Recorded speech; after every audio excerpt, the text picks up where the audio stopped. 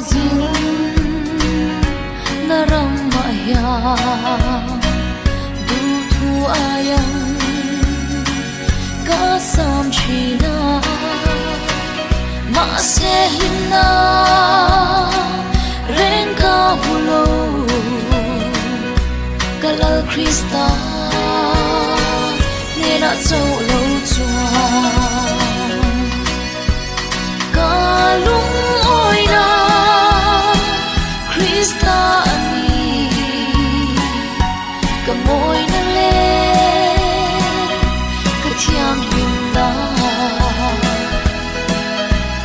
thiam ka channa ani lan pa chu hallelujah hallelujah hallelujah hallelujah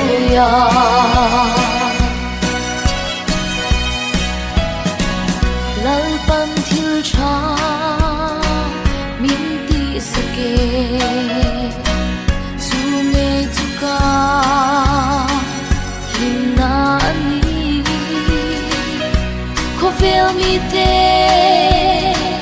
mu pha hi himna tha in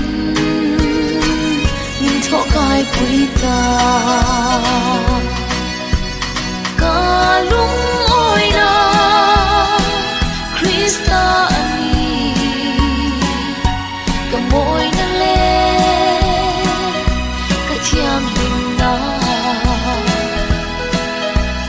thiam ka channa ani lan pa chu hallelujah hallelujah hallelujah hallelujah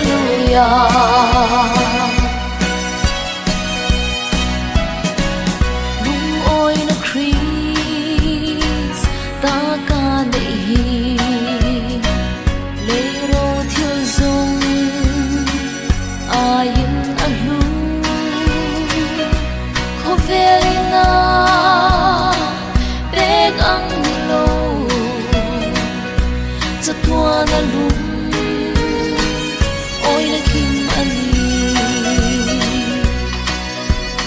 kalung oi na